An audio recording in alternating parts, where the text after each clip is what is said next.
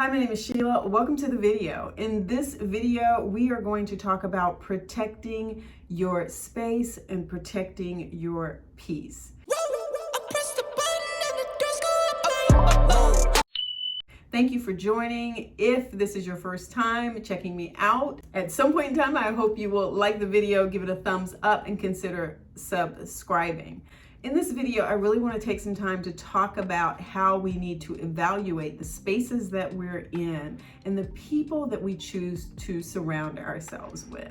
There are times when we're really not going to have a choice. There are family members who may not necessarily be supportive of the choices that we're making in our lives. There may be times where we're in a work environment where we're not getting the support that we need. And at those moments in time, we can't just quit our job. We may be living with family members that we can't just leave. We have to recognize that there may be times when there are temporary circumstances that keep us from being able to leave that environment. We need to think about how we protect our space and how we protect ourselves when we're in those circumstances. One of the first things that we should be thinking about is how do we limit our time around those people? One thing that you don't want to do is to volunteer and sign up to spend more time with these people. If there is a way for you to separate yourself, to be in another space,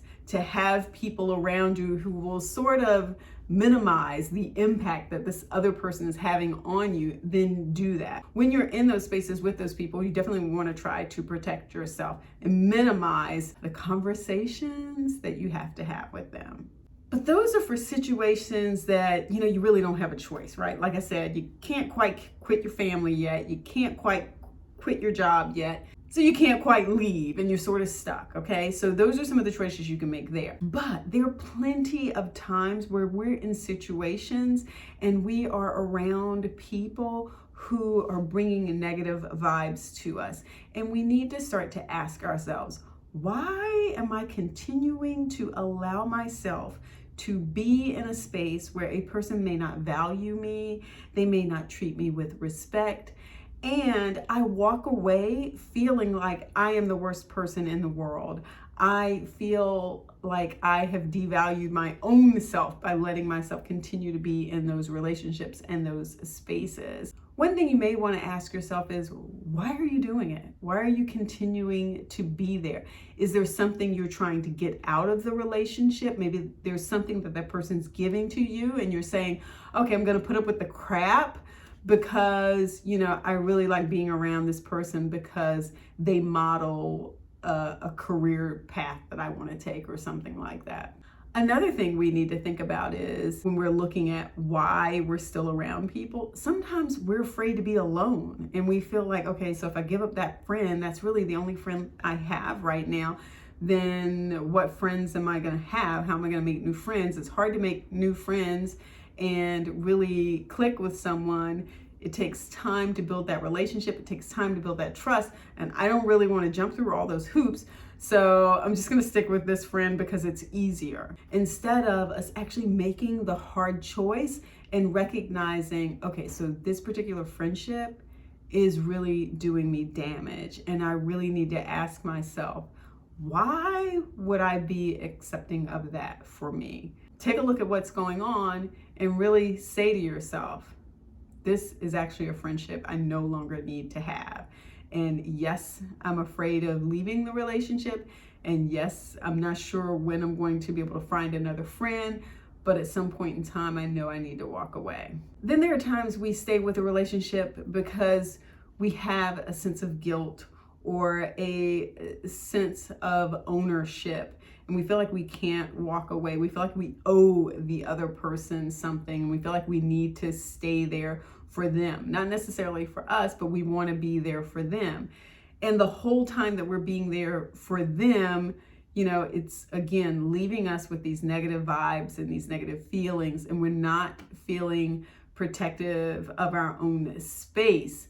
Maybe they're saying and doing things that we just put up with because we're just sort of like, okay, well, that's the way he or she is. They don't really mean anything by it. And so I'm just going to look over that. And the thing that we don't take into account is all of those microaggressions, okay, that you go through on a daily basis. Every time you're experiencing that then manifests itself in a negative biological way with your body. So you have a reaction to that. You think you don't, but your body actually has a reaction to it. And so sometimes you wind up wondering why you feel anxiety, or why you feel very emotional or overwhelmed. And it could be that you're not recognizing that who you're letting in your space, who you're letting in your environment, what you're not protecting, these other people are coming in and they are essentially creating this sort of toxic environment that you're willing to put up with. You need to stop and ask yourself why, figure out what the reasoning is behind that, and then start to chart a path where you can find new friends who might be a better fit for you. In a lot of my videos, I talk a lot about and show a lot of things around health and around fitness and around taking care of your body and what you're eating.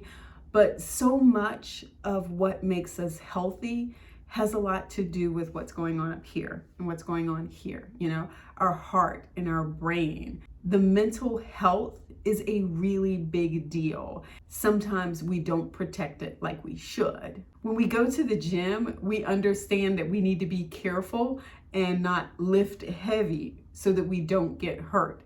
We need to watch the number of repetitions that we do so that we don't wind up with an overuse injury. We need to take the time to warm up and cool down so that we don't hurt ourselves when we're going for a run or getting on the elliptical or the step machine or something like that. In each of these cases, the same thing is so important for our mental health, making sure that we're not subjecting ourselves to something over and over and over again that's harmful. That's an overuse injury. It's just a mental kind of injury as opposed to this physical one that we typically see in a gym setting or when we're working out. These injuries are just as harmful to us as if I were to break my leg or strain a muscle. And the thing about it is, once we have gotten over that muscle injury, you know, sure, later on we're saying, okay, I don't want to lift like that again, or I want to make sure that I have, you know, everything proper, you know, shoulders back, head up, you know, not straining my neck or something like that. You learn. When it comes to mental health, very rarely do we sit down and sort of say, okay, so here's what happened in my personal space, and here's what I need to do to protect my peace. We don't necessarily chart out, okay, so next time, here's how I'm going to do this. So we need to start having a plan for ourselves in terms of how we're going to go forward whenever we experience these times where we're around people and in situations where we find that we're maybe being devalued or disrespected or just not treated in the way that we feel like we want to be treated. So that's it. As you're going forward, make sure you take care of your personal space, your personal peace, your mental health. It means so much. It means just as much to you as your physical health. Don't forget to like the video, subscribe to the channel, and stay tuned for more videos.